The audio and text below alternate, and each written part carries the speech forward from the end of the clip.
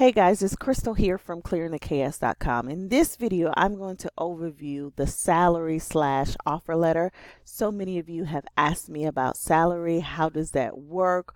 What will it look like? And so I just thought I would make a quick video to give you guys a little more insight into salaries and those offer letters. So, for those of you who do not know me, again, I am Crystal. I have been living and working in Dubai for the last 6 years. I went to the country as a secondary teacher, and since that time, I have advanced my career into administration. And so I am just offering all of the information that I have learned over the years to help you do three things. That is to secure the position that you want, is for you to prepare for the transition because there will be several things that you need to do in order to get ready for that big move. And lastly, to adjust to your new life because it is different. You are not in Kansas anymore. And so before we get started, I want to invite you to like, follow, and subscribe. I am clearing the chaos, on Facebook, on Instagram, as well as on YouTube. So I will invite you to join my community if you find value, which my goal is to provide you with value. But if you find the information that I am providing valuable and you want more information, I do different things on the different platforms. And so I invite you to, hey, like, follow, and subscribe them all. So let's get into this offer letter. Okay, so on my screen now, you see my very first offer letter from August of 2013. And as you may know, I did start with GEMS Education, a major education management system in the UAE. And so this was the offer of appointment that I received following my interview. And again, I started as a secondary math teacher. They put my whole government name, and so I did block that out. But the initial contract was 2-year fix. Now, if you've been following me on social media, especially on Instagram, you know that I've shared about contract statuses. And so typically you're going to either have a fixed term or you're going to have an unlimited term. And I've actually had both. I prefer the fixed term because there are more benefits for you as well as for the employer if you decide to terminate that contract before that time ends. I just like it better for one reason or the other. So I'll link to the post where you can read how I felt about that. So let's get into what we all really want to know about, and that's the salary. Now, I'll be honest with you. When I saw the salary, I was like, oh my God, I'm going to be making 12,000 G's a month. Yeah, no, that is in dirham. What I typically like to do is I like to divide by 4. I have the actual exchange rate in my calculator that I use here and there, and it's like 3.6787 or whatever it is for that day. For me, it's just easier to divide by 4, and that kind of gives me an idea of how much I will be making per month, or how much something costs in dirham versus dollars, because you want to keep that in mind. Now, several of you have asked me about this stipend that they give you for advanced degrees. Now, as you can see, they gave me basically 400 dirham a month, which is only about 3% of the salary that they offered. And so that is completely normal for that side of the world. Now, home, I recognize that typically when you get another degree or level in your certification, you make a jump, and sometimes it's a substantial jump, but that's not necessarily the case. So you see that this is my total, or this was my total take home for the month in 2013.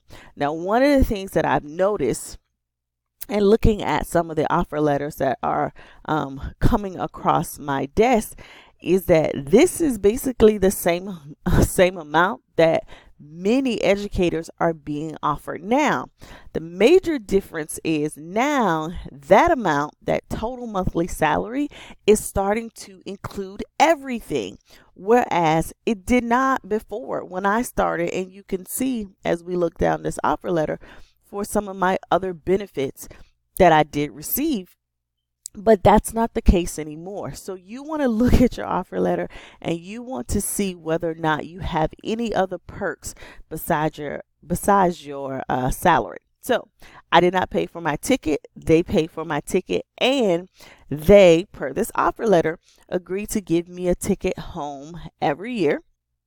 All right. They gave me a baggage allowance, and it was $1,000 there. So I got about 3,750 dirham when I arrived. It might have been 3,780, something like that. But I got that when I arrived in cash, and that was for all of my relocation expenses. That is what this company provided at that particular time. Have things changed? Absolutely. So you want to pay attention to your offer letter and also your contract, because once you get the contract, it should mimic that.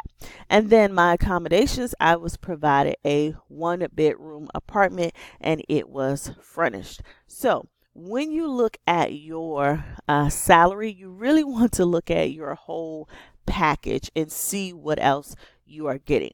Because I will tell you that initially, once I realized, girl, you ain't about to make no 13,000 a month, they don't like you like that in US dollars.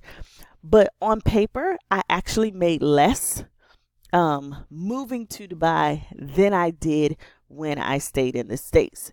Again, that was on paper. The reality was I had so few expenses, especially because my accommodation was provided for me. And while I did have to pay for, like utilities, my utilities per month were about, I would say, about 300 US dollars. So all of my salary really became like I did not have a car or a house or anything back at home. So all of my money truly became all of my money. And so when you're looking at these offer letters and you're thinking about salary, one, you want to see what additional benefits you are going to receive. And then you also want to see whether or not how that looks on paper. And then think and remind yourself that, okay, it looks like this on paper. I know I will be able to take care of my financial obligations, but I remember Crystal saying that I'm probably going to have more disposable income, and that will probably help you make your decision. So again, here they're telling me that I have to get all of this approval from the different government agencies in order for this employment to go through. And also I had to provide them with, at my cost, this has been another question, will they pay for your attested documents? Now, some companies do. So again, you want to pay attention to what's on the offer letter, but many companies don't. So I'm just going to flip over really quickly. I want you to look at my first pay stub, because it's something that I want to point out. Because as you can see here, this says salary, or my total monthly salary. Let me go down, and this says this 13,000 a month. Now on this first pay stub that I'm going to show you, it's actually a little different because I started about a week or so into the month, or 2 weeks into the month. So I did not work a full month. However, I want to show you a little trick that they're doing, because, and I hate to say a little trick, but I want to show you how they separate your salary out, because you are going to want to know about your gratuity. And I will link an article or some more information about the gratuity in the description, because we don't have a traditional like 401k or any kind of teacher retirement. And so you want to make sure that you understand what money you're going to walk away from that company with, and they base that on your monthly salary. So let me switch over really quickly. All right, now here is my pay slip before September 2013. And as you can see, they actually paid me for more time than I actually worked. I did not land in Dubai until the 16th of September, but this particular company's practice at that particular time was once you signed the contract, like you were an employee, and I was just waiting for my ticket. So that's when they set my date. Again, my full government, you ain't need all that. Another question that people ask is, if I don't have a bank account or if I don't have my Emirates ID, I can't get a bank account. How are they going to pay me? Will they send it to my account at home? They will not. What they will do is your finance team is going to stuff envelopes full of cash, basically. And so they are going to pay you cash until you get your credentials in order to open up your bank account. So once they know that you have your Emirates ID, then they will start asking you, hey, we need your bank information so we can make the direct deposit. Now, I prefer direct deposit because my bank usually let it get in there a couple of days earlier, which I do appreciate. Another thing is I never have to wait in the line anymore for them to give me the cash, because you got to count it, verify it, sign it, do all this other kind of stuff. And also I like the fact that even if I'm not there, that my money is going to hit, and I don't have to really worry about where I am.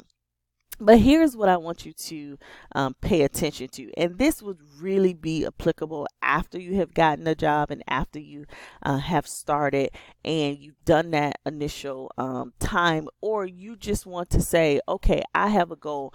I'm going over here to better my finances. So what money am I going to walk away with? If you notice, remember that 13,048 dirham, that was my total salary before. Notice that it is broken up into basic and living allowances.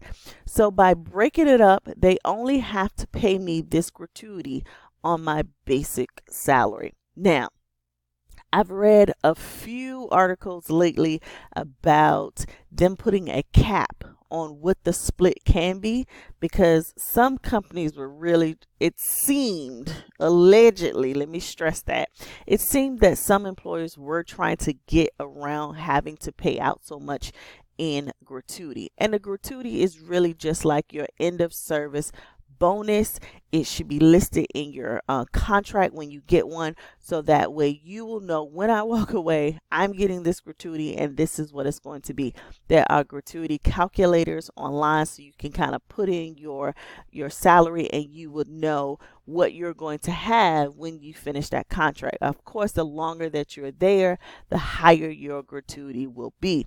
But they're not going to pay you your gratuity off of these total earnings or your total monthly salary that, like mine, was listed on my offer letter. They're actually going to pay you based on what's listed on your salary on that pay slip, or whatever they designate as your salary. It's also going to be on your contract. So I want you to keep that part in mind, because if you're like any of us who go for the adventure, for the thrill, for the experience, we also going for the coins. And so we want to make sure that you know what kind of money you are going to walk away with. So I'm going to just flip back and give you a little reminder really quickly. And so your reminder is to go ahead and like, follow, and subscribe if you found this video informative and value to help you where you are on your journey. Also, go ahead and give me that thumbs up and drop in the comments, where are you on your journey? Are you on the secure phase where you are trying to get a position and you're just gathering information right now? You're just starting your research. You're just thinking about attending one of the international job fairs or creating a profile on one of the recruiting sites? Or are you in the prepare phase where you're getting documents attested? You're just waiting for your travel details because you're heading to the UAE, you're selling the stuff out of your house and putting everything in storage? Or are you in the adjust? Are you in country and you are trying to figure it out? Remember, those are the three areas that I provide information to help you with, and that is securing a position, that is preparing for the transition, and that is adjusting to your new life in Dubai. I thank you for your time and your attention, and I wish you a beautiful day.